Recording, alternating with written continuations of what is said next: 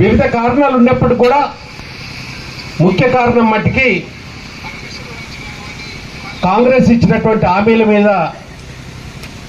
మోసపూరిత వాగ్దానాల వల్ల, మోసపూరిత గ్యారంటీల వల్ల ప్రజలు కొంత నమ్మారు. నమ్మటం వల్ల కొంత నష్టం జరిగిందనేది, ఇవన్నీ హామీలతో ప్రజలు నమ్మారు. ప్రజలు నమ్మటమే కాకుండా మన పక్కనున్నోడు కూడా ఎవరు కోట్ వేస్తుండో మనకి అర్థం కాని పరిస్థితి. మన ఇంట్లో ఆవిడ పోయి ఏదో తులం బంగారం వస్తుందని చెప్పి మనకు కూడా చెప్పకుండా ఓటేసింది. ఆ పరిస్థితులు కొన్ని మా నోటీసులకు వచ్చినాయి.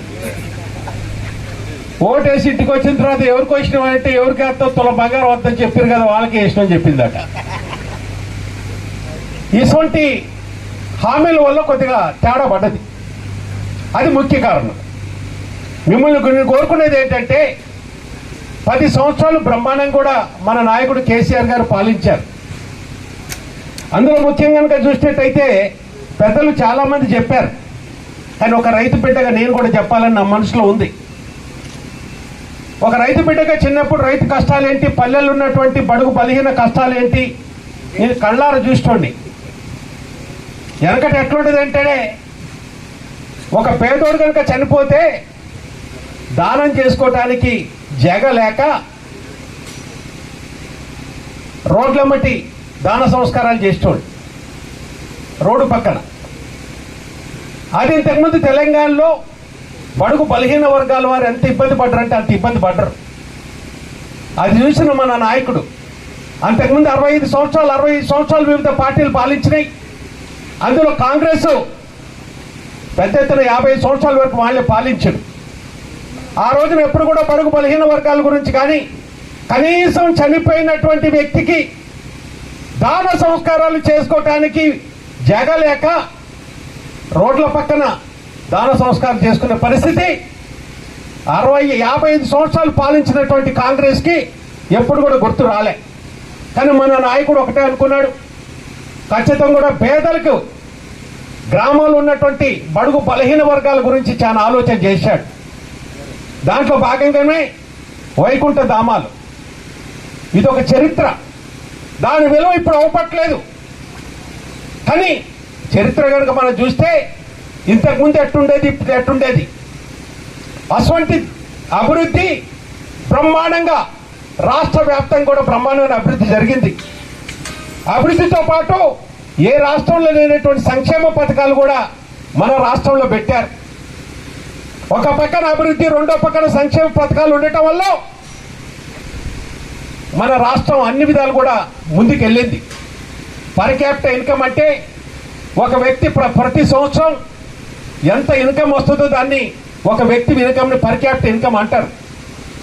అటువంటి పర్ క్యాపిటల్ ఇన్కమ్ మన రాష్ట్రం రాకముందు మనం ఎక్కడో వెనకాలన్న మన ఆంధ్రప్రదేశ్, తెలంగాణ.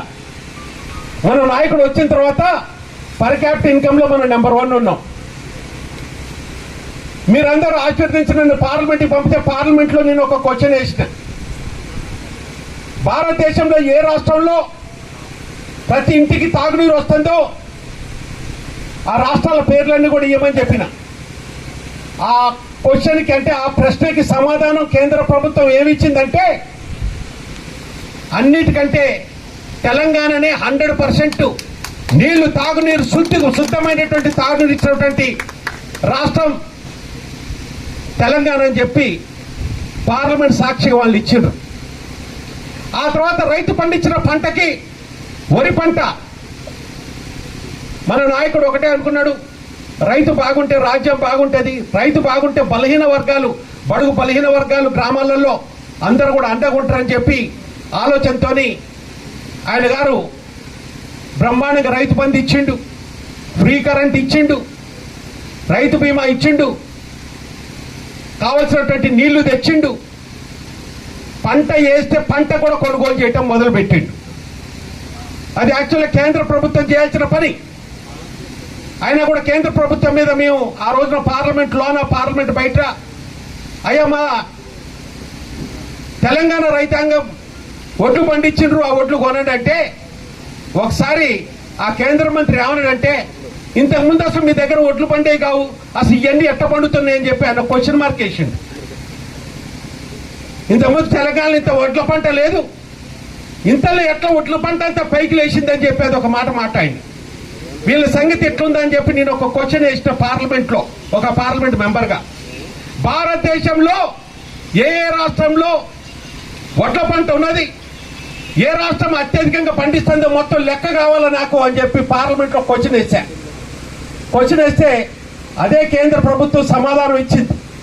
ఆ రోజున వారు ఇచ్చిన సమాధానం ఏంటంటే, నెంబర్ 1గా కనుక పంజాబ్ ఉంటే నెంబర్ 2 స్థానంలో మన తెలంగాణ రాష్ట్రం నుంచి అత్యధిక వరి పండింది. ఆ కాగితం చూపెట్టి చెప్పా, ఇప్పటిదాకా నీకేదో అనుమానం ఉన్నట్టుంది, నీ యొక్క అనుమానంతో మన అవమానపరుస్తున్నావు, మా రైతాంగాన్ని అవమానపరుస్తున్నావు, తెలంగాణ రైతులను అవమానపరుస్తున్నావు. ఇగో నువ్వే ఇచ్చిన లెక్క, ఈ లెక్క ప్రకారం అత్యధికంగా వరి పంట మా దగ్గర పండుతుంది, కొంటవా కొనవా అని చెప్పి నిలదీసినాం. అయినా కూడా వాళ్ళు పార్లమెంట్ని స్తంభింపజేసినాం. పార్లమెంట్లో బయట, పార్లమెంట్ లోన ఎంత గొడవ చేసినా కూడా వాళ్ళు వరి పంట కొనలే. అప్పుడు మన నాయకుడికి ప్రతిరోజు పార్లమెంట్ జరుగుతుంటే కేసీఆర్ గారు నాతో మాట్లాడేటోడు, నాన్నగారు ఈ సమస్యల మీద పోరాడండి పోరాడండి పోరాడండి అంటే, సరే ఎంత చేసినా కూడా వాళ్ళు దయ చూపట్లేదు, వాళ్ళు పార్లమెంట్ సాక్షి ఒక స్టేట్మెంట్ ఇవ్వమని అడుగుతున్నాం, అయినా కూడా వాళ్ళు ఇవ్వట్లేదు, వాళ్ళు కొనేటట్టు లేరంటే వాళ్ళు ముందు కొంటూ లేకపోయారు, ఎట్టని చేసి మనమే కొనిపడేద్దాం, రైతు మట్టికి ఇబ్బంది పడవద్దని కళ్ళల్లో పంట కొంటున్నాం మొదలు పెట్టాం. ఇది భారతదేశంలో ఎక్కడా లేదు. భారతదేశంలో ఎక్కడ కూడా ఈ విధంగా రైతును ఆదుకున్నది లేదు. అందుకనే రైతు బిడ్డలందరూ కూడా మరి ఎందుకో కానీ ఇక మనం 10,000 ఇచ్చిందే సరిపోయిందిలే, వాడు వచ్చినోడు 15,000 ఇస్తారట అని చెప్పి దాని మీద రైతాంగం అంతా కూడా తేడా వచ్చింది. ఇక మా సోదరిమణులు అయితే తులం బంగారంతో పాటు మహాలక్ష్మి ఇంకోటి మొదట్లో పెట్టిర్రు. అంటే మొదట్లోనే మహిళను మోసం చేస్తే బ్రహ్మాండం గెలుతోనే ఆశతోని మొదటి వాగ్దానం మహాలక్ష్మిని పెట్టి 2,500 ప్రతి ఇంటికి ఇస్తున్నాడు. ప్రతి మహిళకి కుటుంబంలో ఎంతమంది ఉంటే అంతమంది, కోడలికి 2,500, అత్తకి 4,000 ఆ విధంగా అనేసరికి ఏముందిలే రానే వస్తుందని చెప్పి అక్కడే తేడా పడ్డది. అంతేకాకుండా వ్యవసాయ కూలీలు 12,000 రూపాయలు ఇస్తామని చెప్పి వాళ్ళని మోసం చేసిండ్రు. కౌలు రైతులకి కూడా 15,000 ఇస్తామని చెప్పి వాళ్ళని చెప్పిండ్రు. అది కాకుండా ఇప్పుడు 2,000 ఇస్తున్న పెన్షన్ ఇదే గవర్నమెంట్ మన నాయకుడు 200 నుంచి 2,000 చేసిండు. 10 సంవత్సరాల క్రితం ఇది 2,000 ఉండేది, 200 ఉండేది. 200 నుంచి 2,000 చేస్తే వీళ్ళు 2,000 కాదు 4,000 చేస్తామని చెప్పేసి మాట్లాడేసరికి అక్కడ కూడా తేడా పడ్డది. ఇక ఇవన్నీ కూడా ఏ రాసిండు, మళ్ళీ ఇదే కాదు రైతుకి 2 లక్షల రుణమాఫీ వెంటనే చేస్తానన్నాడు. ఇవన్నీ చేసి ఈ మొదటి హామీలో మొదటి పేజీలో ఏ రాస్తారంటే, కాంగ్రెస్ ప్రభుత్వం ఏర్పాటైన వెంటనే ఇవన్నీ చేస్తున్నాడు. ఇక బూతులకు పోయినోడికి ఇవన్నీ గుర్తొచ్చినాయి. అక్కడ అసలైన తేడా పడ్డది. ఇక ఇట్లా చూస్తే ఇంకా చాలా ఉన్నాయి. ఆటో కార్మికులకు 12,000 ఇస్తానన్నాడు. మన ఆడపిల్లలు ఉంటే స్కూటీ ఇస్తానన్నాడు. అందులో నిరుద్యోగులు ఉంటే వాడికి 4,000 రూపాయలు ఇస్తానన్నాడు. 420 హామీలు ఇచ్చేసరికి ఇక మన కళలు ఏంటంటే కలగంటాం అంటే వచ్చిందిరా బాబు, ఇది వచ్చిందిరా, ఇది వచ్చిందిరా, ఇంటికి వచ్చిందిరా అన్నట్టుగా ఇంట్లోకి వచ్చి 10 సంవత్సరాలకి అన్ని అనుభవించిన వాళ్ళు కూడా తేడా చేసింది. 70,000 కోట్ల పైచిలకు తెలంగాణ రైతాంగం అకౌంట్ లో ఒక్క రైతు బంధువులనే అంత పడ్డది. కళ్యాణ లక్ష్మి గురించి చాలా చక్కగా వివరించారు. ఇక కళ్యాణ లక్ష్మి ఏముందిలే, దాంతోపాటు తులం బంగారం అవుతుంది అనేసరికి ఆగలే జనాలు. అంటే మోసం ఒక్కసారి జరుగుతుంది చెప్తే ప్రతిసారి మోసపోరు. మోసపోవటమే కాకుండా మోసం చేసిన వాళ్ళకి కనుక బుద్ధి చెప్పాలంటే అందుకే ఈ ఎన్నికలు వచ్చినాయి. ఈ ఎన్నికలు కనుక తిప్పి కొట్టి మళ్ళా ఓట్లు కనుక మనం వేయించుకుంటేనే అక్కడ మనం పోరాటానికి అవకాశం ఉంటుంది. మిమ్మల్ని నేను కోరుకునేది ఒకటే, ఇప్పటికే చాలా టైం అయింది. మిమ్మల్ని కోరుకునేది ఒకటే, వాళ్ళు ఇచ్చిన హామీలు మోసపూరితమైనవి, ఇంతవరకు ఒకటి కూడా అమలు కాలేదు. ఇది ప్రజలలోకి దిశపోండి. మనం చేసినటువంటి అభివృద్ధి, మనం ఇచ్చినటువంటి సంక్షేమ పథకాలు ప్రతి ఇంటికి వచ్చినాయి. ఆ విషయంలో కూడా మీరు తప్పకుండా కూడా చెప్పండి. ఇవన్నీ కూడా ఈ రెండు కూడా తప్పకుండా కూడా ఇంటింటికి పోయి చెప్పాల్సిన అవసరం ఉన్నది. దీంట్లో భాగంగా నన్ను మీరు ఆశీర్వదించి 2 సార్లు పార్లమెంట్కి పంపించారు. ఇంతకుముందు పెద్దలు చెప్పినట్టుగా భద్రాచలం కొవ్వూరు రైల్వే లైన్ నేను చిన్నప్పుడు పాలచలు చదువుకుంటేప్పుడు అంటోళ్ళు, కానీ అది రాలే. తర్వాత చదువు అయిపోయింది, అన్నీ అయిపోయింది, పార్లమెంట్కి నిలబడా. ఆ కొత్తగూడెం ఏరియాలో పార్లమెంట్లో తిరుగుతున్నప్పుడు ఇట్లే క్యాన్వాసింగ్కి వచ్చినప్పుడు, సార్ ఇక్కడ ఒక రైల్వే లైన్ వస్తుంది, ఇది తీసుకొస్తాను మీరు చెప్పండి సార్ అన్నారు. ఇట్లే కాగితం రాసి ఇచ్చారు. నేను అమ్మటే చెప్పేసిన, నన్ను గెలిపి నేను పార్లమెంట్ ఇక్కడ నుంచి భద్రాచలం కొవ్వూరు రైల్వే లైన్ తీసుకొస్తా అని చెప్పేసి నేను చెప్పేసిన. చెప్పిన తర్వాత నన్ను గెలిపించిన తర్వాత అసలు లెక్క చూసి వీళ్ళని అడిగితే రైల్వే వాళ్ళు అదేదో మేము ఆ లైన్కి మేము వేసినాం కానీ ఇప్పుడు వచ్చేది లేదు సార్ అన్నారు. మరి ఇదేదో తేడా పడుతుంది, నేను మాట ఇచ్చినా ఈ సంగతి ఏంటో చూడాలని 120 లెటర్లు రాసిన పార్లమెంట్ లో.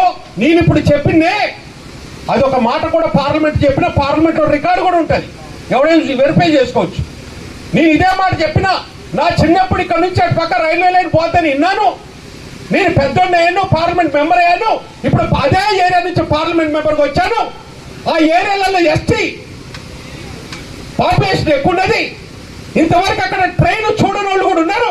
అందు గురించే ఈ రైల్వే లైన్ కావాలని పోరాడి 2012లో ఆ రైల్వే లైన్ మొదటిసారి శాంక్షన్ చేయించిన. అప్పుడు ఆంధ్రప్రదేశ్ కలిసి ఉంటే భద్రాచలం నుంచి కొవ్వూరు వరకు రైల్వే లైన్ ఇచ్చిన తర్వాత ఈ లోపల స్టేట్స్ డివైడ్ అయిపోయినాయి. స్టేట్ డివైడ్ అయిపోతే ప్రతి స్టేట్కి స్టేటు ఎంతైతే కొంత 50%, 50% మన స్టేట్ గవర్నమెంట్ భరించాలంటే మన నాయకుడేమో అభివృద్ధిలో ముందున్నాడు కాబట్టి ఆయన సింగరేణి కాలనీస్ అయితే ఇదైతే మొత్తం మీద మన స్టేట్ గవర్నమెంట్ డబ్బులు ఇచ్చినాం. అందుకనే రైల్వే లైన్ ఇక్కడ దాకా వచ్చింది. ఇక ముందుకు పోవాలంటే ముందుకు పోవట్లేదు. ఆ పక్కన ఉన్నటువంటి వైఎస్ఆర్సీపీ ఎంపీ నా దగ్గరకు వచ్చి, సార్ మీ దగ్గరకు అటు ఇటు రైల్వే లైన్ జరుగుతుంది, యువతలో ఏం జరగట్లేదు అంటే మీ ఇద్దరం కనుక పోయి అక్కడ కూడా కేంద్ర మంత్రితో మాట్లాడాం. అప్పుడు వాళ్ళు ఏంటంటే ఆ స్టేట్ గవర్నమెంట్ డబ్బులు ఇచ్చింది, మీ స్టేట్ గవర్నమెంట్ కూడా 50% ఇస్తే అప్పుడు మొదలు పెడతారని మెలకేసింది. అయినా ఇప్పుడు అది ప్రస్తుతం నడుస్తుంది. ఇక్కడ దాకా తీసుకురావాలా, దాంట్లో ప్యాసింజర్ ట్రైన్లు కూడా వస్తాయి. ఆ విధంగా నేను తప్పకుండా కూడా ప్రయత్నం చేస్తా. అది కూడా మీరందరూ ఆలోచించాల్సిన అవసరం ఉన్నది. ఇక పామాయిల్ గురించి కనుక చెప్తే, ఇప్పుడే పెద్దలు తాటి గారు చెప్పారు, మన నాయకుడు దృష్టికి తీసుకోగానే బ్రహ్మాండంగా ఇక్కడ 2వ కొత్త ఫ్యాక్టరీ కట్టుకున్నాం. ఈ ఫ్యాక్టరీ కట్టడమే కాకుండా తెలంగాణలో ఇవాళ ఎన్నో ఫ్యాక్టరీలకి మనం లైసెన్సులు కూడా ఇచ్చినాం. ఈ పంట కూడా ఇప్పుడు బ్రహ్మాండంగా రాష్ట్రంలో అన్ని విధాల దగ్గర తీసుకుపోయినా, కేంద్ర మంత్రి దగ్గర తీసుకుపోయి దీనికి కూడా మినిమం సపోర్ట్ ప్రైస్ ఇవ్వండి, ఒకసారి పెంచుతుండ్రు ఒకేసారి తగ్గుతాలని చెప్పి దాని మీద కూడా నేను ఉత్తరాలు రాయటం జరిగింది, పార్లమెంట్ లో మాట్లాడటం జరిగింది. మళ్ళీ ఇవన్నీ టేకప్ చేయాలంటే మనకు ఖచ్చితంగా కూడా పార్లమెంట్ ఉండాల్సిన అవసరం ఉన్నది. అదే కాకుండా చూసినట్టయితే ఇంకా చాలా విషయాలలో మిమ్మల్ని కోరుకునేది ఏంటంటే, కూడా పార్లమెంట్ గెలిచిన తర్వాత అన్ని ఎన్నికలు మనమే గెలుచుకున్నాం. ఇక్కడ ఈసారి కూడా ఆ విధంగా మీరందరూ కూడా కష్టపడాల్సిన అవసరం ఉందని మిమ్మల్ని